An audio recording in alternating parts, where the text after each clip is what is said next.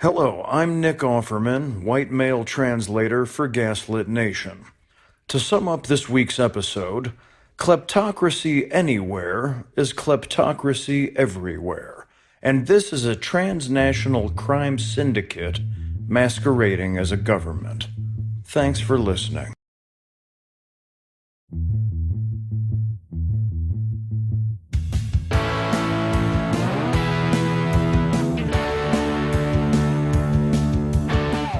I'm Sarah Kendzior, the author of the best-selling books The View from Flyover Country and Hiding in Plain Sight. I'm Andrea Chalupa, a journalist and filmmaker, and the writer and producer of the upcoming journalistic thriller, Mr. Jones. And this is Gaslit Nation, a podcast covering corruption in the Trump administration, rising autocracy around the world, and a global pandemic. And today we have a special interview with Sarah Kendzior, the author of Hiding in Plain Sight, The Invention of Donald Trump, and the Erosion of America.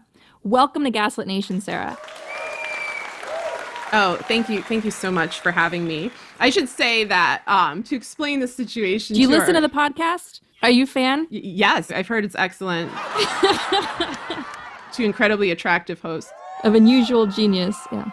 So for those who don't know, obviously, my book came out on April 7th, and originally on April 9th, I believe, Andrea and I were going to do an event together in New York City because I was going to have a book tour, all of which was canceled. And so our plan was always for Andrea to interview me live, hopefully get to meet some of our listeners face to face, and then air that as an episode on Gaslit Nation. And then, of course, coronavirus emerged, and our plans, like everybody's plans, were destroyed.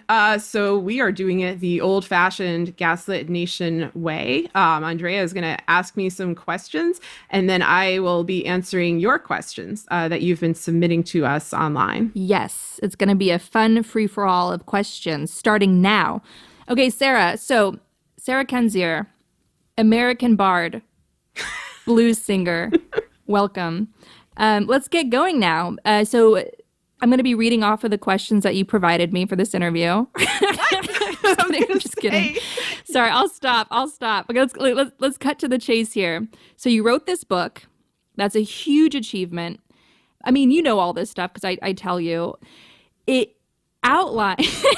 Sorry, we're going to take this very seriously because it's a very serious book. It outlines all of the crimes that led us here, all of the conditions that led us here.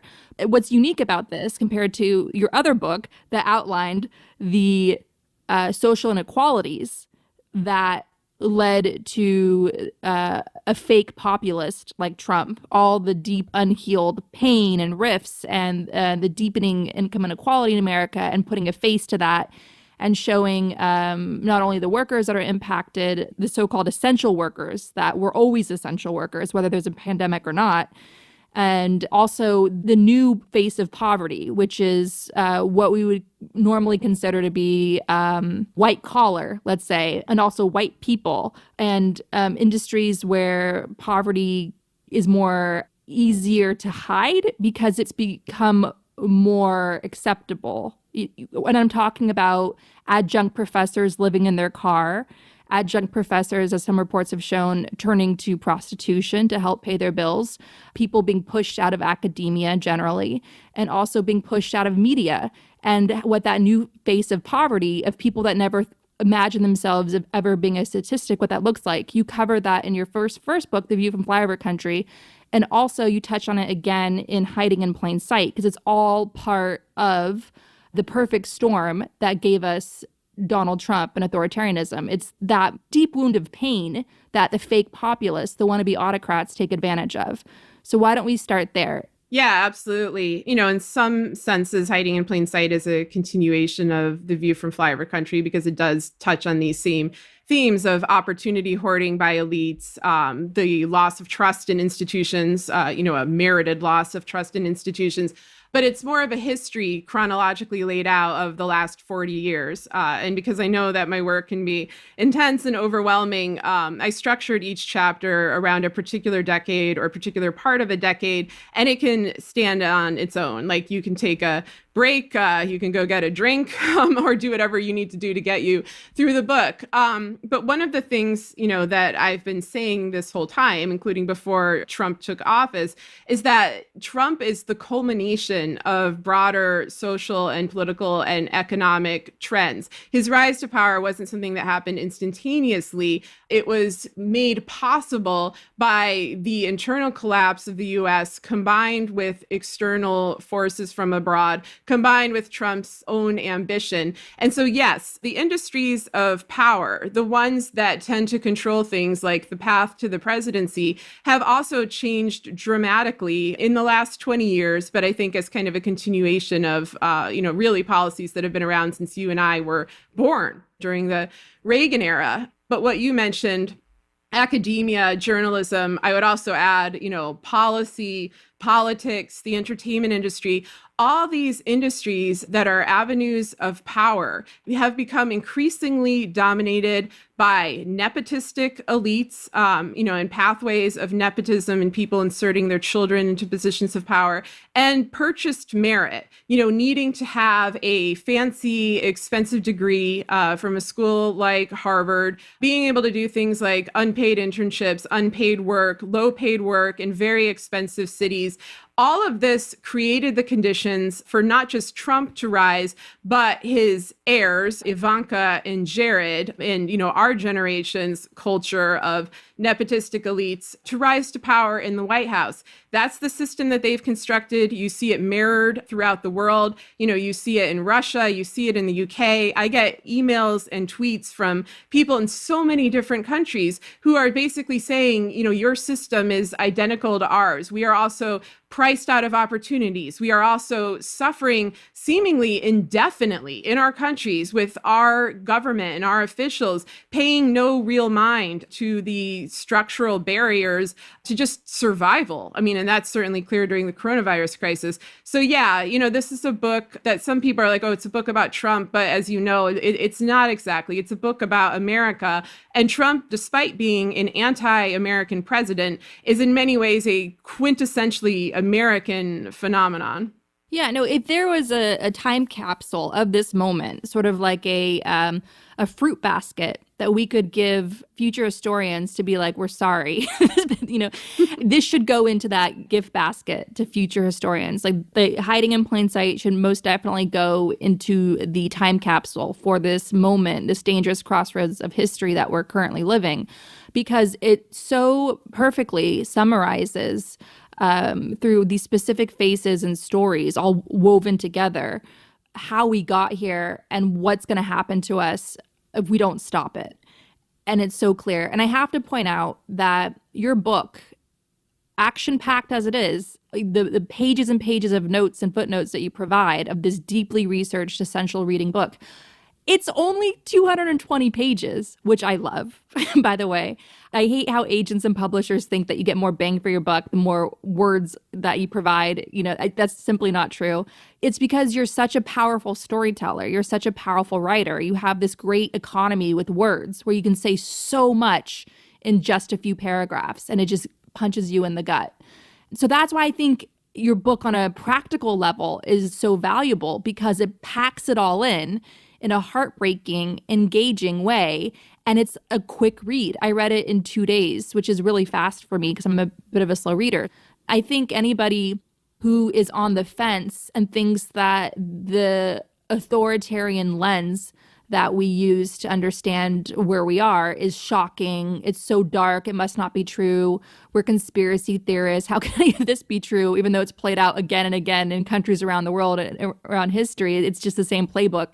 I think to anybody that's on the fence about where we are right now, your book is essential reading to open their eyes. And that goes doubly for anybody that leans Republican or is conservative, because you open up and share your own story, which is a universal story of Americans living today. You let us into your own struggles of living in poverty and the insecurity and being left behind.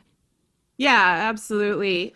people sometimes wonder, like, who is the audience for a book like this, or an audience for my work in general. And I always say, like, my audience is whoever will read. It's whoever will listen. And, I've worked in a variety of fields. I worked in academia. I worked in journalism. I've written policy papers. I always try to write in a way that's easy for folks to understand, that does away with jargon, and that tells a story. And so far, it is a bestseller. It is popular, despite being the story of a mobbed up Russian asset linked to a kleptocracy and, all of these dark and horrifying people, Trump and Mogilevich and Epstein and Kushner, the whole gang is in there. But yeah, it's an American story. It is fairly short for a book like this. As Elmore Leonard likes to say, I left the boring parts out.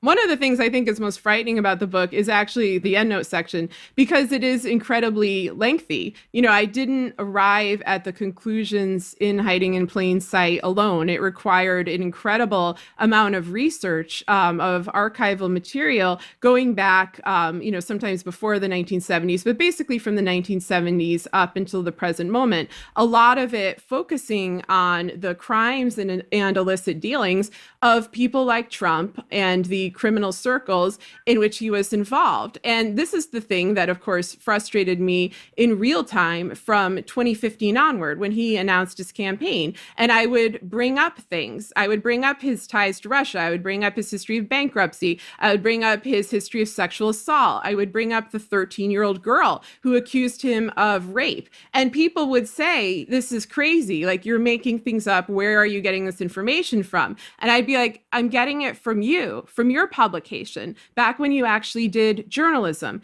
Because that's the thing, is in regards to the components of the, of Hiding in Plain Sight that are explicitly about Trump and his crimes, this was documented in real time. It was documented by people like Wayne Barrett, like David K. Johnson. In terms of the Russian mafia, it was documented by Robert I. Friedman. And I also dug pretty deep and found kind of scattershot articles elucidating, various illicit connections and dirty dealings stretching back 40 years. Now, if I was able to do this and you were able to do this, and there are some others who were able to do this, obviously everybody I cited was able to do this in terms of their own specific facet of investigation. Where's our government? Where is the FBI? Where are those officials? Why were they not able to pull this story together into a coherent narrative? Why didn't they share this coherent narrative during, for example, the impeachment hearings? Why is this story that is, as I say, hiding in plain sight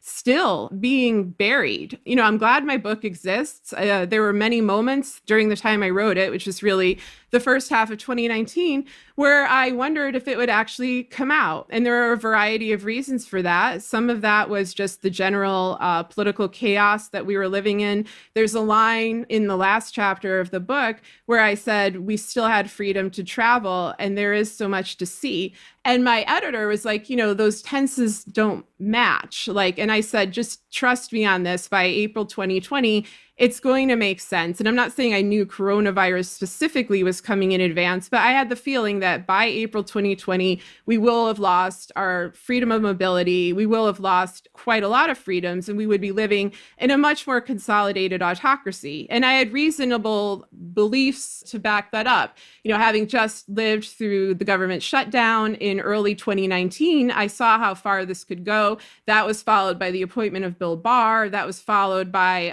Pelosi refusing to impeach, and a general weakness of accountability in the Democratic Party, obviously the corruption and complicity of the Republican Party, the weakness of the courts.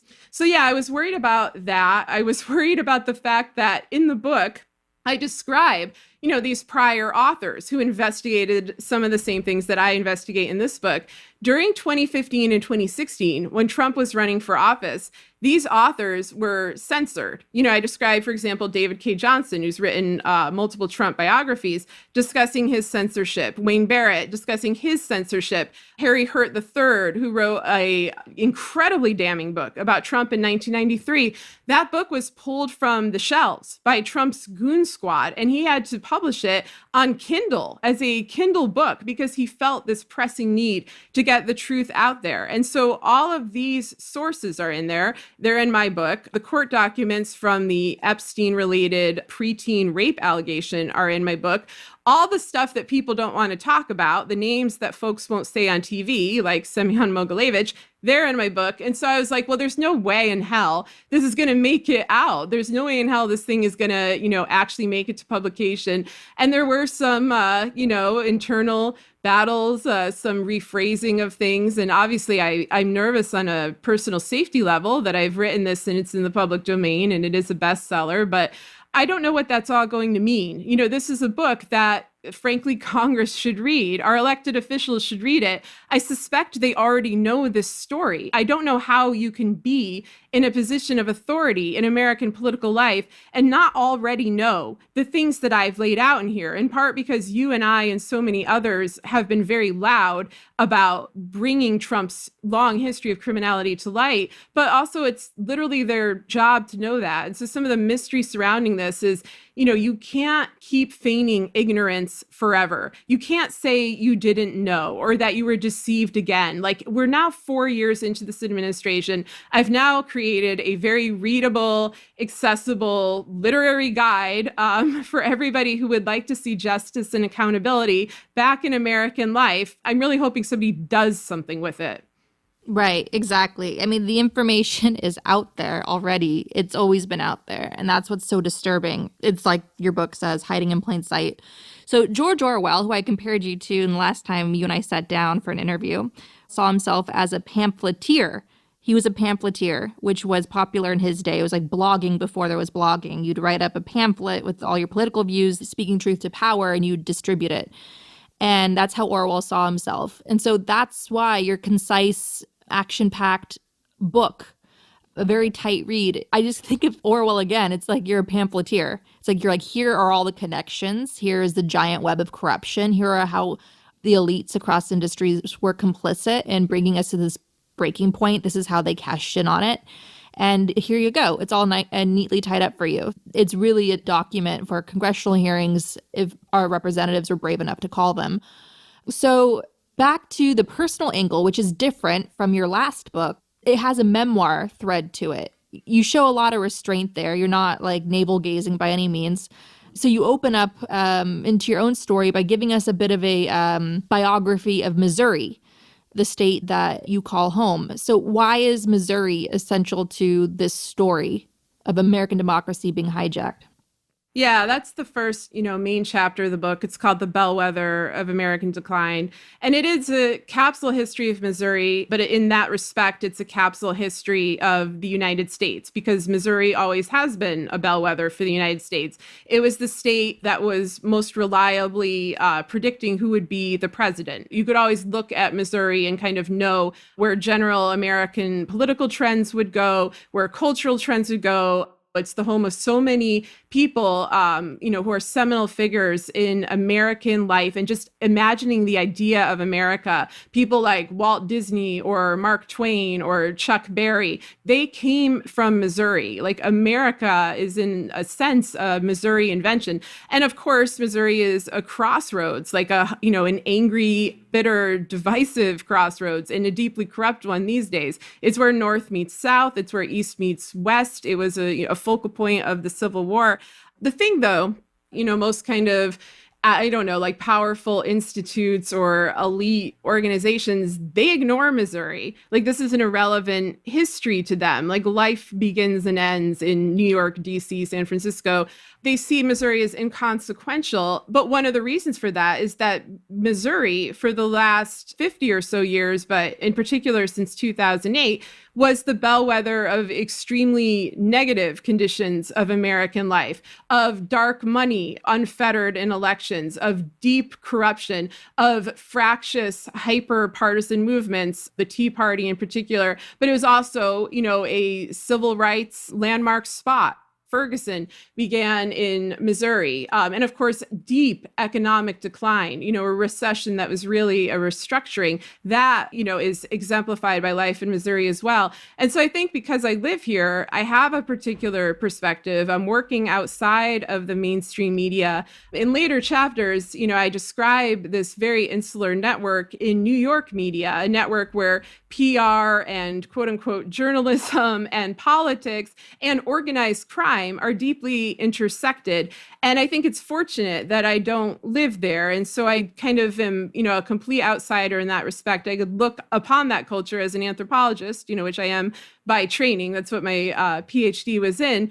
And look at, America through Missouri's eyes, like inside out. But yeah, there's definitely beyond just analyzing Missouri as a lens into American political decline. It is the story of my life. I was born into an era where Donald Trump was beginning to rise. For people our age, we have no memory of a time before this. We have no memory of a time before America declined, of a time before this crime spree that this cohort of criminals, of white collar elitist criminals, have been going on for our entire lives. And so what I tried to do, was weave in Trump's rise, the broader social, economic, and political decline of the United States that's been going on since the 1980s, and my own life story together, because none of this is abstract. I know you know this intimately, that problems like the Russian mafia takeover of executive power in the US, this is not some abstract foreign policy concern. It's not something that, for example, a mom of two in Missouri can just distance herself from and think, well, this won't affect me in any way, because this all trickles down to the ordinary citizen, and it's ordinary citizens who suffer as a result of elite criminal impunity. And we have seen that over and over for 40 years through all of these controversies, going back to Watergate, to Iran-Contra, to the 9/11 aftermath, which was never properly investigated, to the war in Iraq based on false circumstances, to the 2008 financial collapse. Like, none of the perpetrators of those crimes were ever held accountable. And so they recur over and over again in our lives. Like, we've had to grow up in their shadow, and that causes just an incredible emotional toll, especially if you're a parent, especially if you're trying to struggle and find a way to bring your children up in a world that is chaotic and cruel and seems designed to just pound you down, because that truly is their design. These are people who don't have the most baseline respect for humanity. And there's also not a strong and organized opposition to stop them. And so I wanted to explore that kind of emotional terrain. And I think a lot of times, journalists are reluctant to do that. I mean, they're reluctant to call Trump a liar or a racist or a criminal, all of which he is. There's a tendency to kind of tiptoe around him. But beyond that, I think there's a reluctance to acknowledge just the emotional hardship of growing up in this era. But I think that that's what's important. We have to live our lives in this. It's not something to be analyzed from above, but to be experienced in real time from below. Like, we don't have that choice. We're not in the oligarch class, like floating above everything. We are the people. I'm trying to remember the phrase that you used from Ukraine. The people are the shit. The people are the shit the oligarchs grow their money in. Yeah, exactly. And so quite honestly, like, I felt it was necessary to write a book from that perspective, from the perspective of an ordinary person growing up in this situation, a story that I think, at least judging by my email and the responses I've got to it, a lot of people, especially in our generation, relate to, a story of lost opportunity, of dead dreams, but also of, fighting to persevere and to imagine a better future, because we don't have a choice about that. You have to continue to fight, even in the hardest of circumstances. But what I think has led to kind of preemptive defeats in this regard is a refusal to acknowledge the severity and the breadth and the history of the crisis. And so with this book, I try to bring that history to light. I tried to put it together in a way that was emotionally resonant and that was also practical in terms of the sort of details and information that it provides. And I hope people find it useful. I've had a very positive response so far, but I hope it circulates far and wide, because I think that people need to know this story. No, without question. And I know from our conversations over the phone that Elijah Lovejoy is deeply personal to you and is a big inspiration. Could you talk a little bit about who he was and what his contribution meant, not only for you personally, but also for America? Yeah, so Elijah Lovejoy was an abolitionist and a journalist who lived in St. Louis in the 1830s. And he was constantly writing editorials about the need to end slavery immediately, condemning white supremacy. And a result was ceaselessly targeted by white supremacist mobs. And this, of course, is, the era of Andrew Jackson and, other racist presidents and of racist demagogues. And so as a result of this, Elijah Lovejoy had to flee St. Louis. He moved across the river to Alton, Illinois, and he set up his newspaper again. And he continued to print editorial after editorial until finally the white mob hunted him down. They crossed the river after multiple attempts of throwing his printing press into the Mississippi. He kept fishing it out and starting over. They set fire to where he lived and worked, and he died. And he was in his late 30s. And one thing that struck me back in 2016 was that Elijah Lovejoy's death was right around the time of the US election. I believe he died on November 9th and Trump was on November 8th. And so sometimes I would drive to Alton and there's this graveyard that's on the top of the hill there. And I would just sort of sit by his grave, and I'd think about what he went through and what so many other journalists in American life have gone through, and also in autocratic states, because I'd spent so much of my life covering places like Uzbekistan or Azerbaijan or Russia, where journalists just faced immense political, and just local prosecution. And I knew that we were headed into a very dark era. I knew that basically all of the social and economic trends I'd been documenting, for the prior decades were at a breaking point. But yeah, I obviously don't want to meet the fate of Elijah Lovejoy, and I mentioned other journalists who have met this kind of fate. Anna Politkovskaya, for example, is in the introduction of the book. But I think that there's an obligation where, regardless of how it's going to turn out for you, the journalist, in the end, and, we all know that in societies like this, the ending is almost never good. You have to tell the truth. You have to continue fighting. You have to stand up for what you value morally and not buy into this timidity or careerism or complicity or whatever it is that's, preventing other journalists from telling the full truth at the moment. And, I've been keenly aware since Trump won, since the death threats to me and you and to others began to mount of, I don't know, the life is a fleeting thing. And so one thing I wanted to do with this book, and I think it kind of shows through, is leave a record of, well, why did I bother to explore any of this, investigate any of this, research this, in case I'm not around later, I wanted something for my children to know who I was and why I put myself at risk at certain points. And I don't want to overstate any of this, because there are people who've put themselves at much greater risk than me. But, you're my friend, so a lot more than even what's laid out in the book in terms of threats to my life, my personal safety, and so forth. It hasn't been an easy 4 years. But I do feel like words are a potent weapon. That's why people fight so hard to suppress them. And the same is true of facts. The same is true of the truth itself. If it didn't matter, they wouldn't try so hard to keep us from telling it.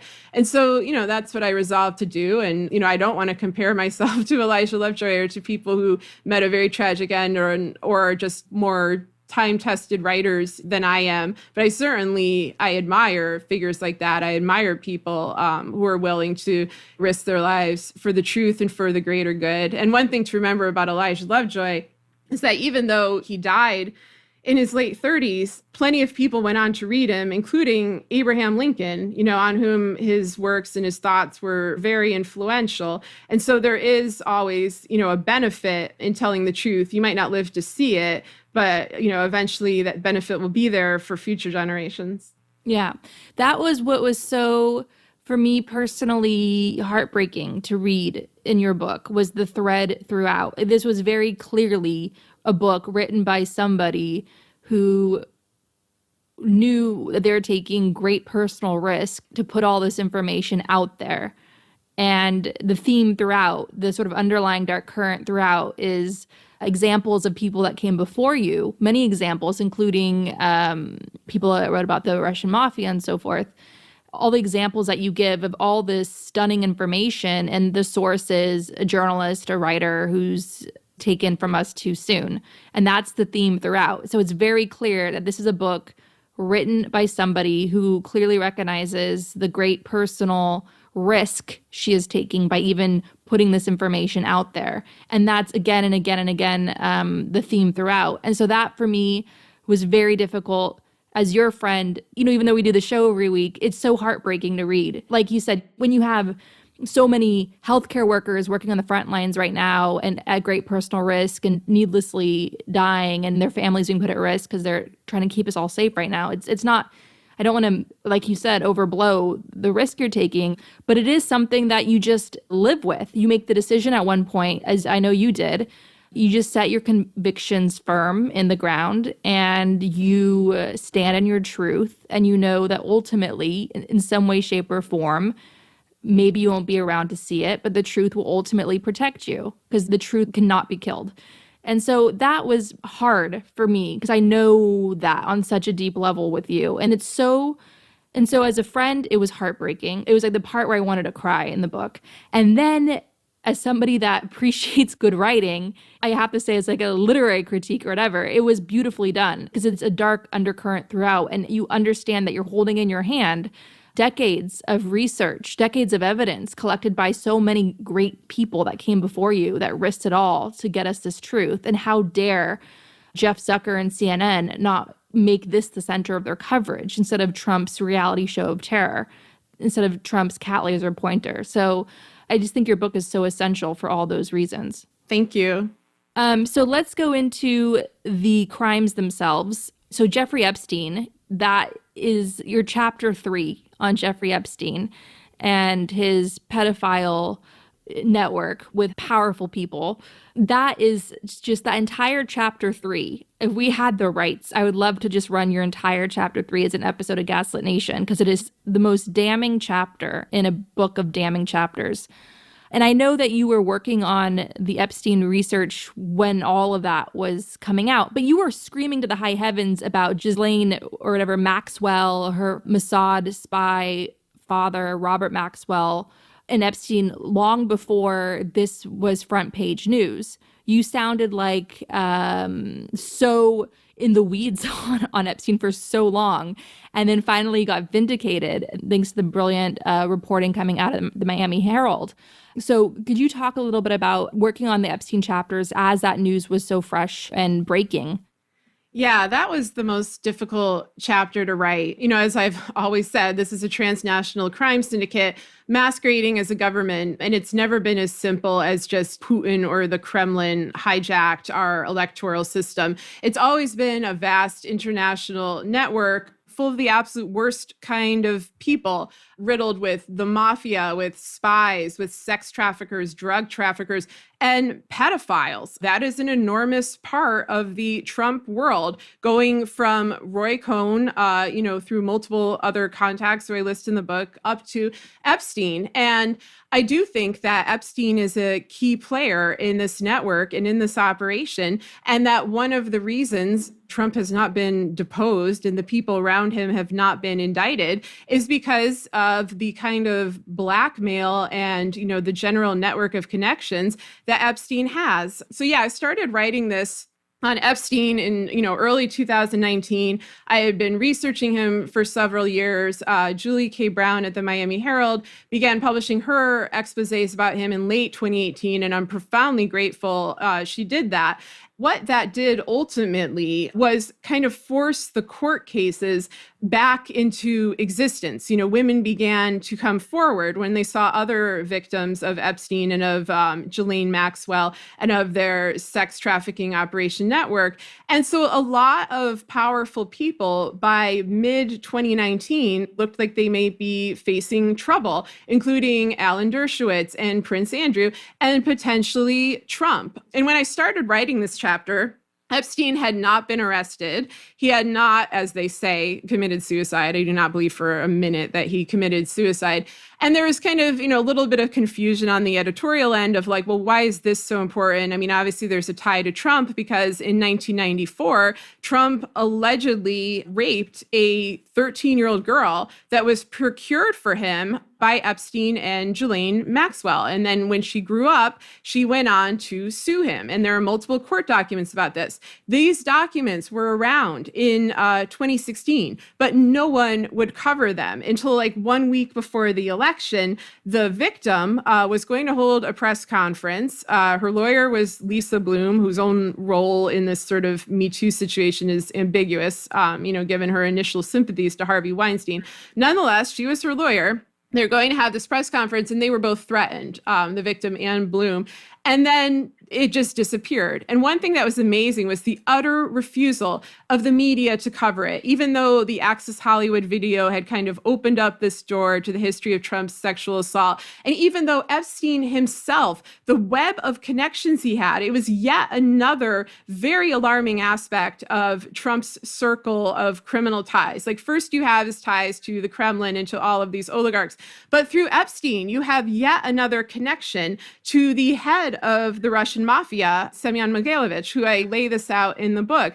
Mogilevich was a contact of Robert Maxwell. Robert Maxwell is the father, or was the father of Ghislaine Maxwell. He was known in his time, in the 80s in particular, as this publishing tycoon in the UK. In reality, he was a Mossad operative. And so he died in 1991. He mysteriously fell off a yacht. There's a lot of, yacht accidents in this book.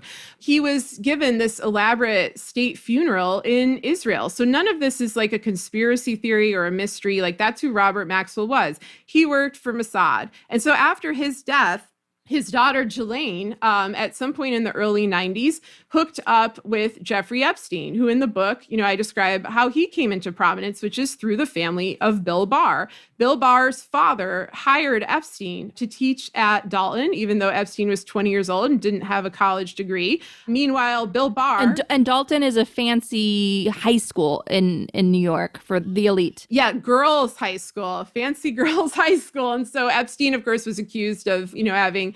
assaulted, but having, improper interactions with students at that school during that time. But meanwhile, this is like 1974. Bill Barr is working in intelligence and his father is hiring Epstein. And then Epstein goes on to work for Bear Stearns and to work in basically the most elite financial circles in New York. But no one is ever really sure where he's amassing this enormous fortune and why so many wealthy and powerful people are associating with him, hanging out with him, and so forth. And so eventually, of course, what it turns out he was doing was running a pedophile sex trafficking network for the world's wealthiest and most powerful people. And the fact that this isn't covered, the fact that Epstein now has become like a meme and a joke is just one of the most horrifying and just baffling things of our time. Because first of all, you have real victims here. You have teenage girls and preteen girls who suffered, who are still suffering as a result of the fundamental depravity and horror of these crimes. He was a sex criminal. And everyone knew this by about 2008. He was arrested for this operation. And some kind of deal was struck with the FBI that he was given just the lightest sentence, barely under house arrest. And later on, Donald Trump's Department of Labor Secretary, Alex Acosta, who had been involved in the initial Epstein arrest, he was asked about this in 2019.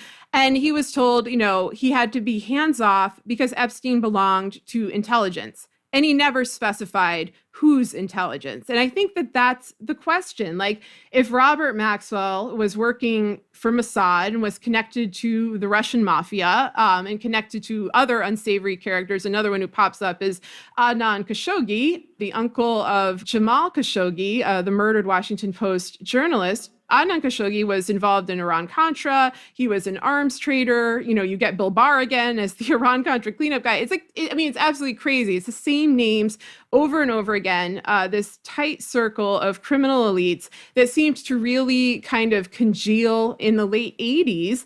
It also includes people like Manafort and Stone and others in the Republican Party at the periphery. And then there's stuff I didn't even include in the book that people should really explore, like the Craig Spence, similar Epstein-ish sex trafficking operation that was done out of George H.W. Bush's White House, and that was documented by the Washington Post, but also buried. Anyway, this is, you should really read the book because I lay this out much better in print.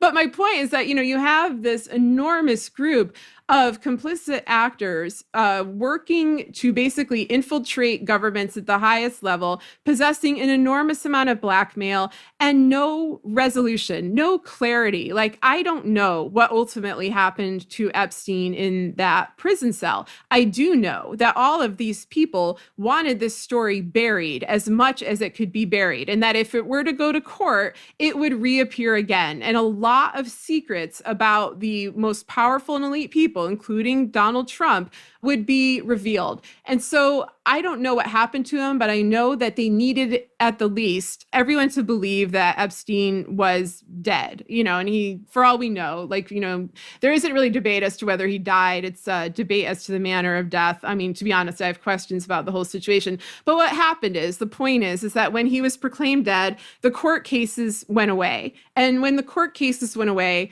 the coverage went away. And one thing I noticed is that in the initial aftermath of Epstein's death, and meanwhile, I'm frantically trying to update the book to get all this in there, there is this flurry of really revealing, horrifying coverage of Epstein's interest in science, for example, of his desire to do these freakish scientific experiments on human beings, of his connections to Harvard, his connections to MIT, his funding of all of these elite ventures, which again raises the questions of why are you all hanging out with a known pedophile sex trafficker? This is a decade later. There's no excuse for ignorance. And not all of that made it into my book because it went to press beforehand. But it leaves us with a lot of questions. And now the topic is basically dropped. The Times and other places are back to referring to him as a financier or even a philanthropist. And that plays in to a pattern of covering for Jeffrey Epstein, which goes back 20 years. There were so many puff pieces written about him in places like New York Magazine or the New York Times or Vanity Fair. He was trafficking girls and they knew it, even after he had trafficked girls. There would be articles written about splendid parties he had where elites associated with Trump would appear. People like Wilbur Ross attended those parties. Woody Allen, a fellow pedophile, attended those parties. Trump was on record saying, Epstein's a great guy. And I have to bring it up because it baffles me. Ghislaine Maxwell continued to hang out in these circles as well. She attended Chelsea Clinton's wedding. There's a picture of, Chelsea walking down the aisle and you see her in the background, like a specter, like this sort of, vampiric ghost. It's all really horrifying. There is a giant story here that needs to be told.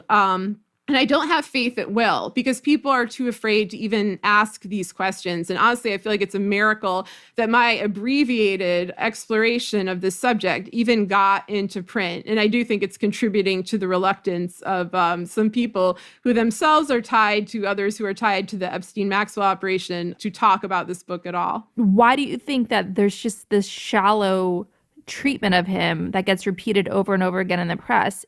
Because it's such a big crime, and a lot of these reporters are overworked, underpaid, and there's breaking news all the time. Your head's spinning if you work in a reporter bullpen because you're constantly moving to this story, that story, your working sources, etc. Is it just they're stuck scratching the surface because they lack the time and the resources to really dive in deep, because investigative journalism is expensive, and with the shrinking and disappearing of newsrooms across America, investigative units are always the first to go because they're expensive, and investigative reporting takes time. And what Julie K. Brown did was it was her tenacity. She was determined to do it. She was determined to get justice for these invisible girls and make their stories finally heard.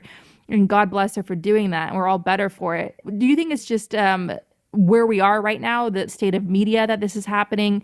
Is it a story so big people don't want to touch it? Because just the personal responsibility for that as a journalist, how you can be harassed, you could be sued, all the sort of things that you can get targeted with. So people just don't want to stick their necks out.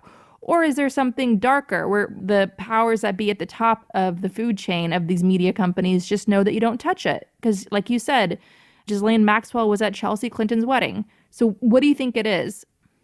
I think it's a combination of everything you said, but I definitely think there's a darker story. And I think that the suppression of the story comes from the top. And we know about this. There have been reporters who, after Epstein, allegedly died, felt that it was safe to come out and say, yes, I tried to write an expose about this. Like, I think Vicky Ward said that she tried to write one for Vanity Fair and it was censored. Like, all of the information about child trafficking was taken out. And, I don't know why she didn't speak out about it until now, because I do think she spoke out in good faith, but it obviously would have been better to have that out earlier. Same thing happened with ABC News. They had this information and, a lot of this stuff didn't require massive investigative skills because the court documents were in the public domain and he was convicted well over a decade ago. He was convicted during the 2000s. And so anything that he was engaged in afterwards, like giving money to Harvard or funding various ventures or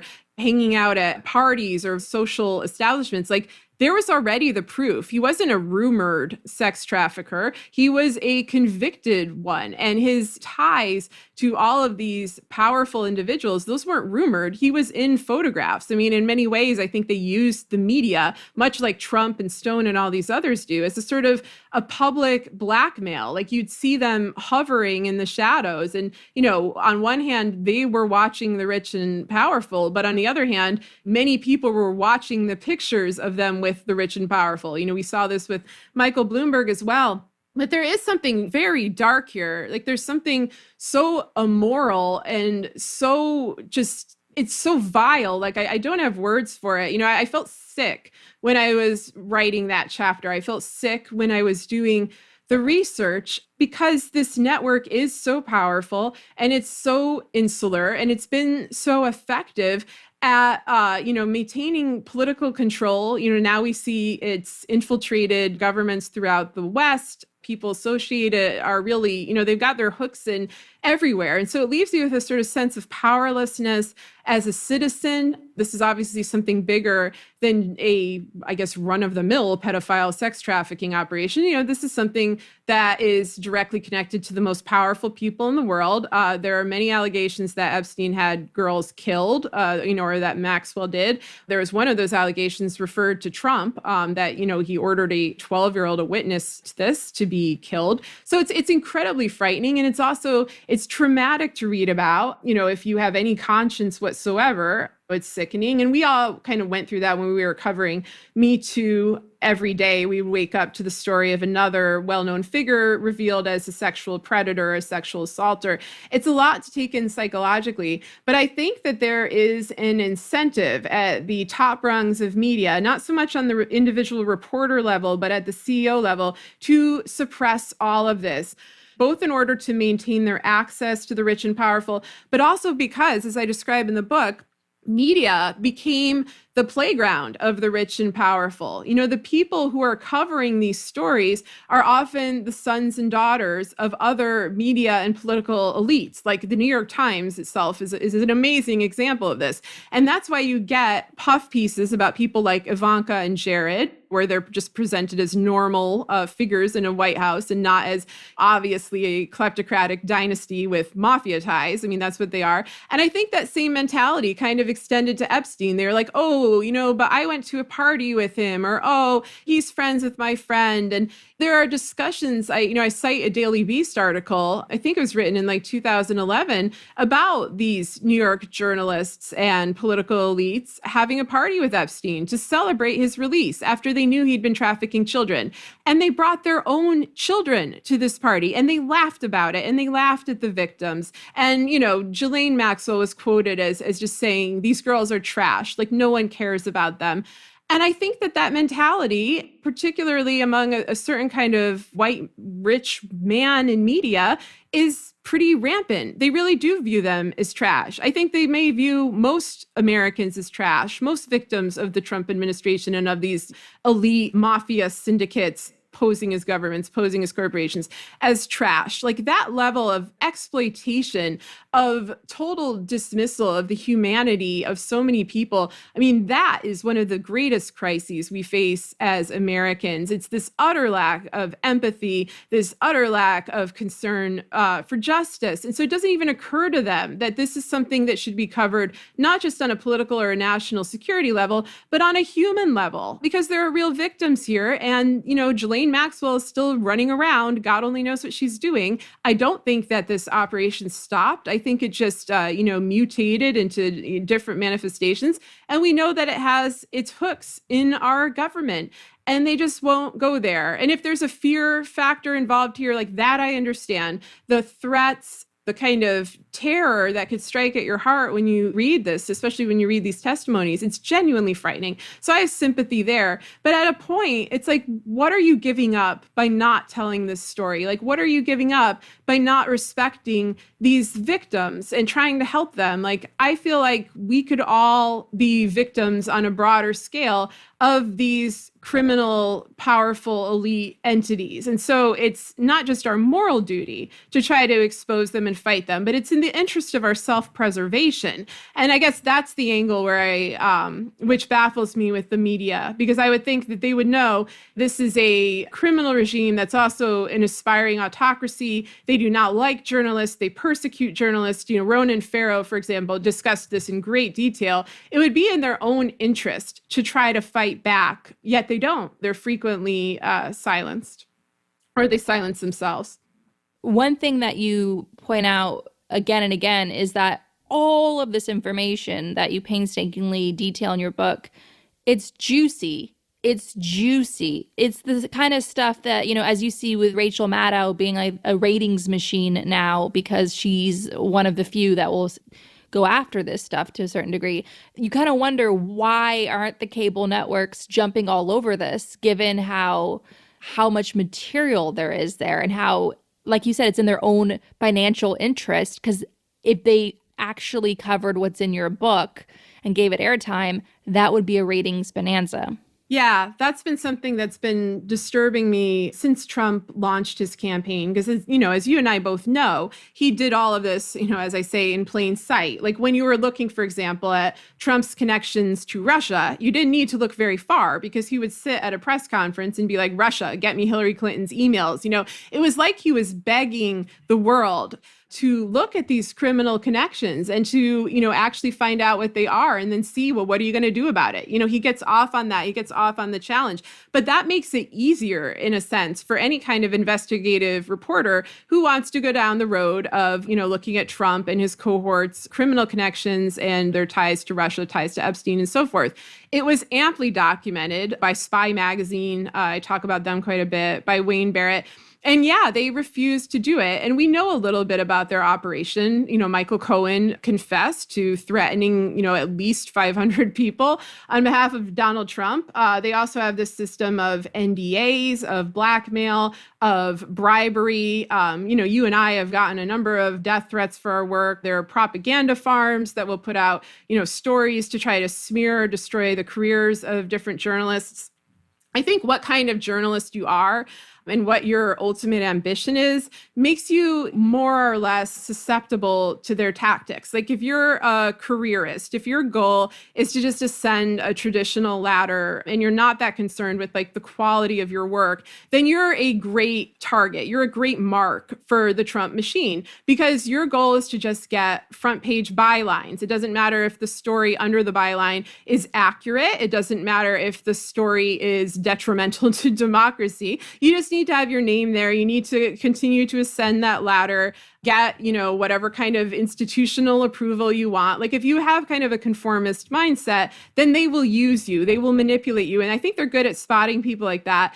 And the people who have been willing to kind of branch out a bit and tell other parts of the story don't really care that much. Like God knows I don't give a shit. Like if I cared, I wouldn't live in Missouri. I would live in New York City and I would kiss everyone's ass and I would try to have a more traditional career. I think because I gave up on institutional institutional stability or these like myths of American exceptionalism or hard work leads to great rewards or whatever.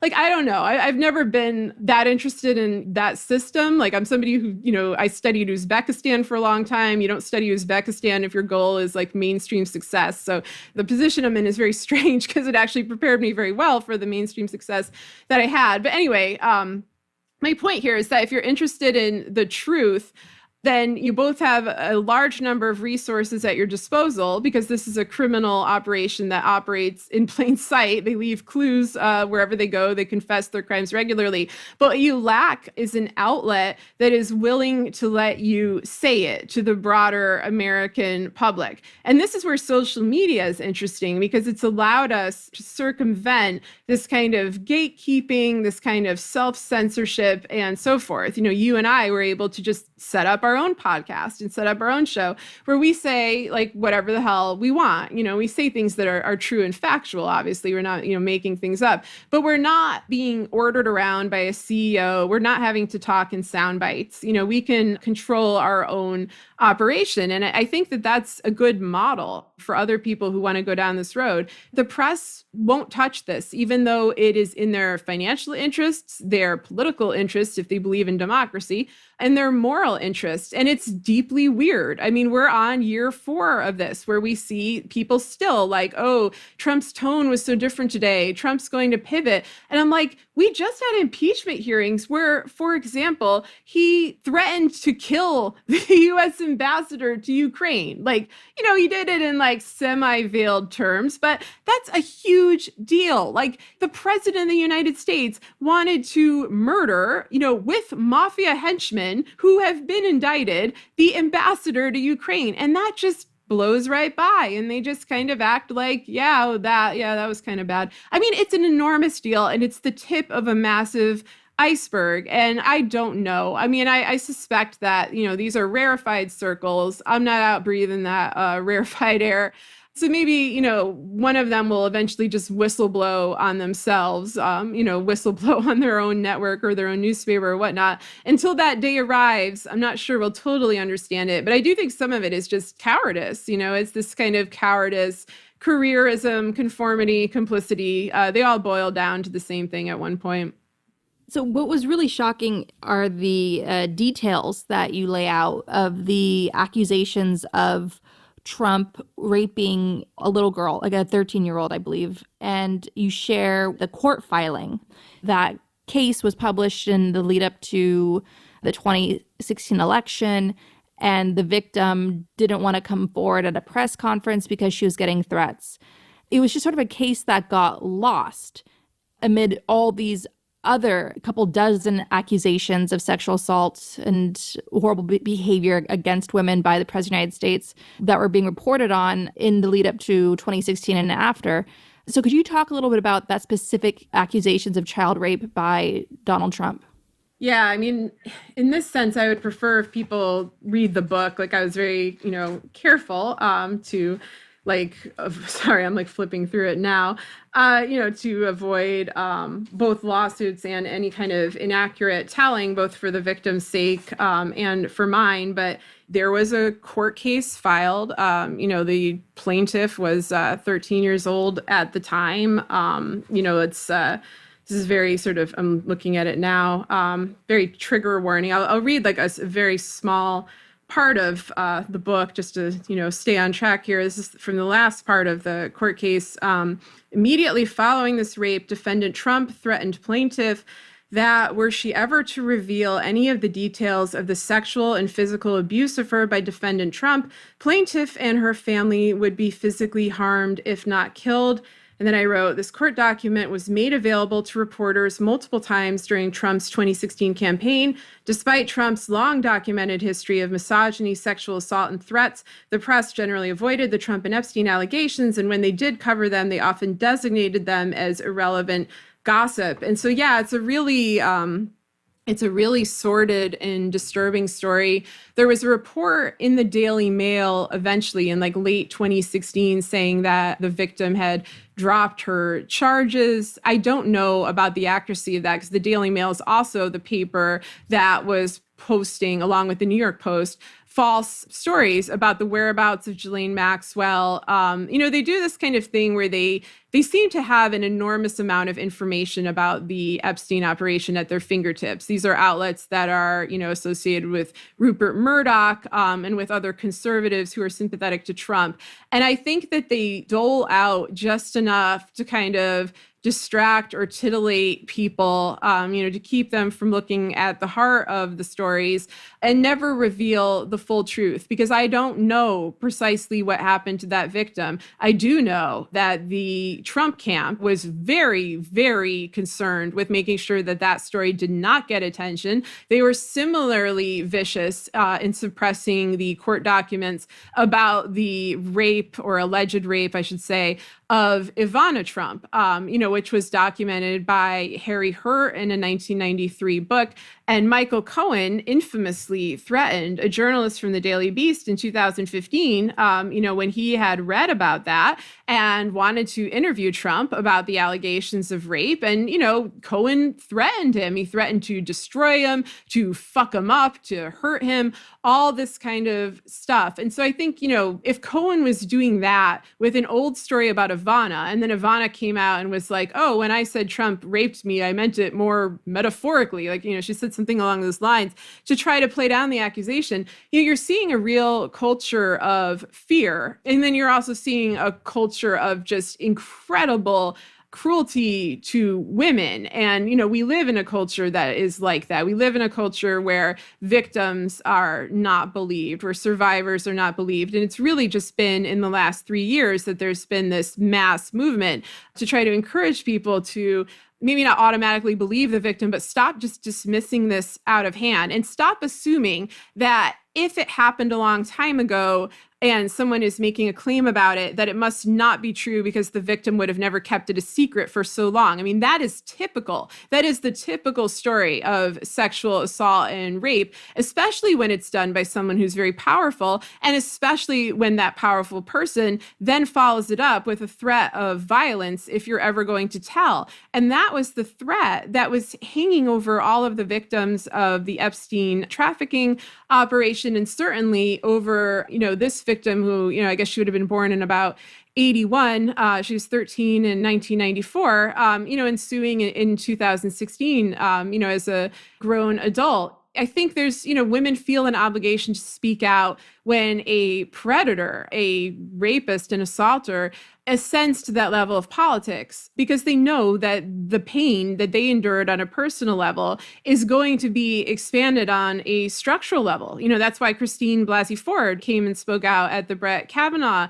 hearings. And it's so horrifyingly common. And that was something I tried to get in that chapter, which was about Epstein, but it was also just about the culture of the 1990s, which was increasingly exploitative and cynical and cruel. You had things like the O.J. Simpson trial, which is a trial with domestic assault and murder at its heart, paraded as entertainment. And this kind of actually plays into your question about why in the world are they not covering Trump? Because Trump would be such an O.J. style moment. Usually what the media does is exploits a very sensitive but celebrity-filled story full of intrigue and horror and whatnot for ratings, for cash, for clicks, what have you.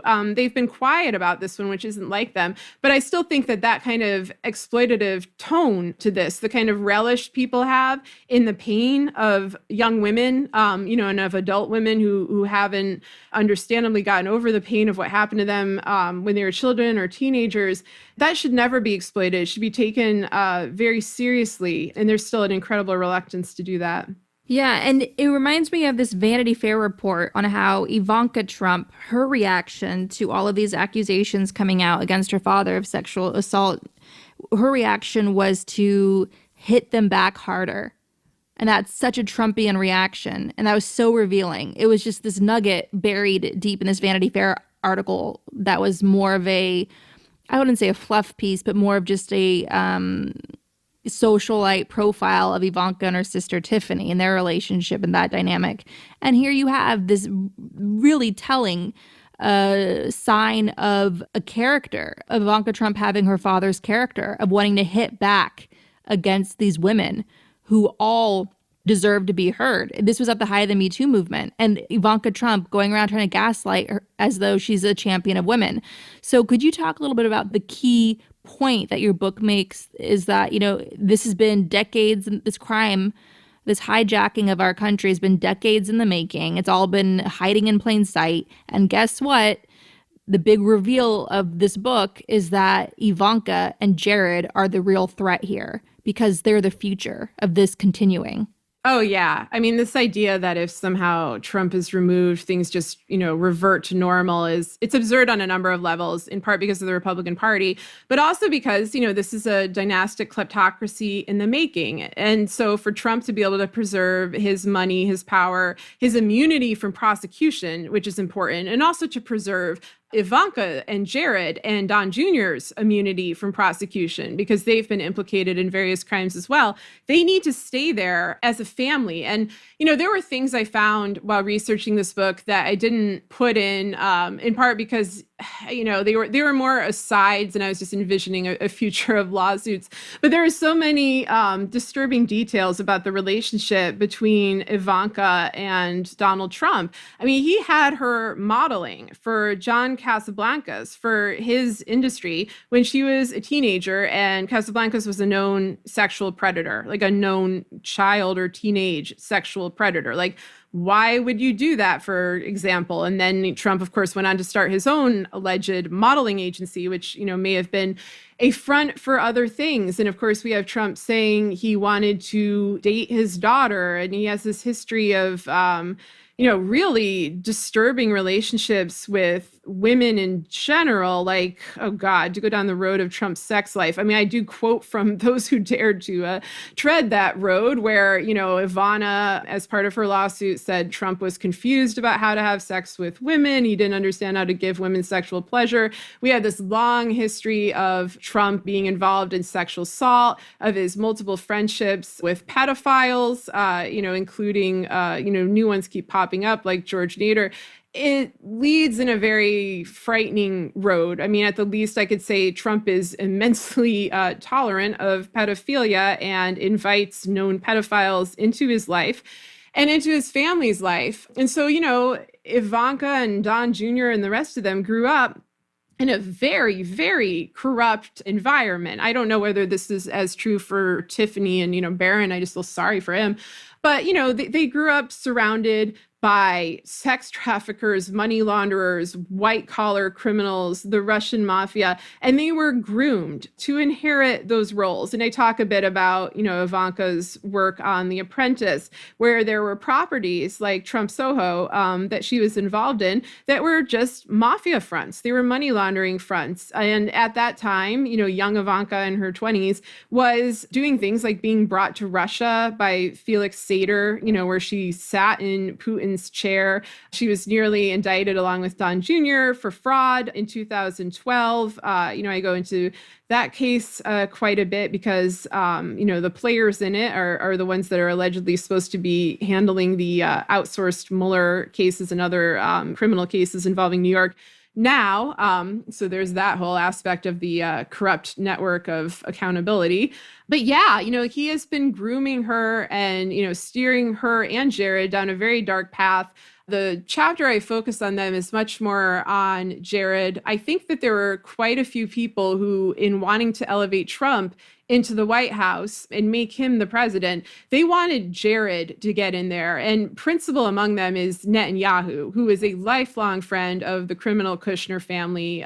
Jared's father, Charles Kushner, went to prison for various crimes. I described Jared's reactions to those crimes in his own words, where he's just baffled that this could even happen, that that white collar crime could ever be punished. He worked briefly, for I think the New York DA, and just, I don't know, you should read the book because the comments from him are just the lack of any kind of moral core or any sense of ethics. It's just, it's frightening. There's an emptiness to both of them. They are both very similar. They're hollow shells who are filled with their father's evil, and they are willing to carry out those tasks and be, vessels in that way. And I think that Jared, has been working with Netanyahu, with MBS, with a number of Russian oligarchs. The same is true of Ivanka.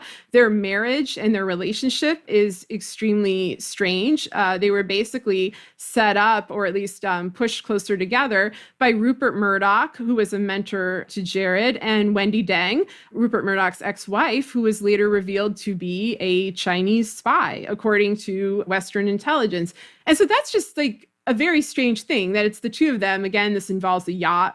Jared and Ivanka were reunited after a feud on Rupert Murdoch and Wendy Deng's yacht, and then went on to marry each other, where it basically, from the outside, it looks to me like an arranged marriage between two criminal families who are tied to some of the most powerful political players and organized crime players in the world. And as a unit, as a family unit, they are more powerful. Like every organized crime operation knows this. Like that's why it's called, the family. That's why you keep it in the family. And there are all these allegories in that respect. But yeah, people should be gravely concerned with the threat of Ivanka. I mean, you've discussed this in great detail on our show about how she's her father in a prettier, more palatable package. And I do worry that, if Trump ever does go away, that's how it'll be sold, that maybe she'll even renounce him on some sort of facetious level and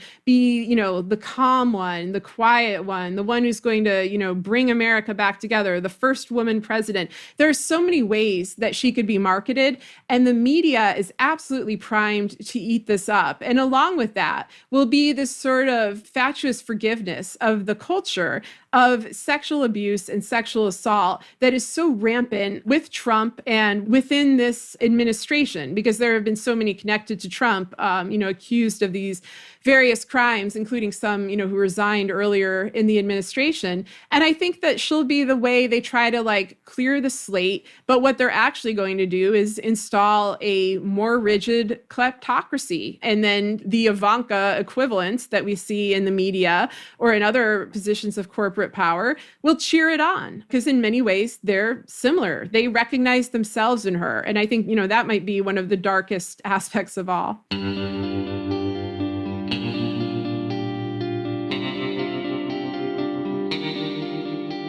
Our discussion continues, and you can get access to that by signing up on our Patreon at the Truth Teller level or higher. We want to encourage you to donate to your local food bank, which is experiencing a spike in demand.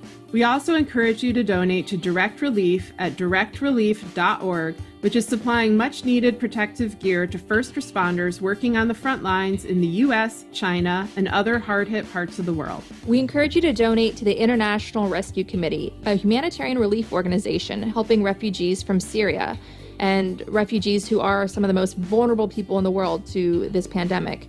Donate at rescue.org. And we also encourage you, as always, to help critically endangered orangutans already under pressure from the palm oil industry. Donate to the Orangutan Project at theorangutanproject.org.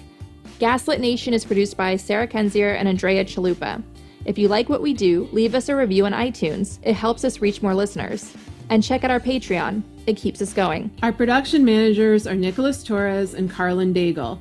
Our episodes are edited by Nicholas Torres, and our Patreon exclusive content is edited by Carlin Daigle. Original music in Gaslit Nation is produced by David Whitehead, Martin Vissenberg, Nick Farr, Damian Arriaga, and Carlin Daigle.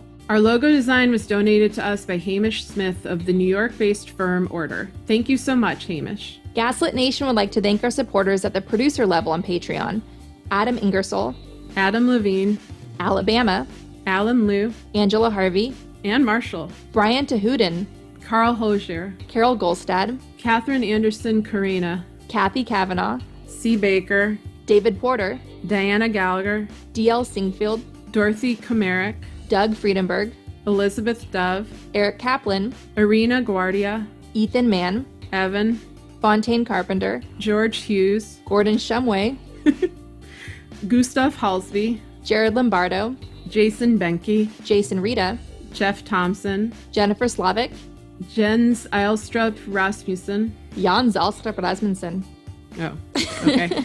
Thank you. Joel Newman, John Laughlin, John Ripley, Karen Humphreys, Kate Cotton, Katie Musuris, Kelly Ranson, Kevin M. Garnett, Kim Mellon, Christy Vitale, Lawrence Graham, Leo Chalupa, who is safely quarantining, He's in quarantine, Very good. where he belongs, indefinitely, until I say he can come out. Lindsay Eggleston, Lisa LaFlame, Lauren W. Todd, Luke Stranad, Mandy Farrapore, Marcus J. Trent, Margaret Moe, Matt Perez, Maureen Murphy, Michael Steenoff, Michael Woodridge, Michelle Dash, Mike Tripico, Nicole Spear, Oliver Ash, Pamela Newport, Ray Alba, Rhonda White, Rich Craw, Robert Wojcinski, Sonia Bogdanovich, Solomon Hikes, Tanya Chalupa, also quarantined, Tracy, Victoria Nordgren, Victoria Olson, Ren, Zachary Lemon. Thank you all so much for your support. We could not make the show without you.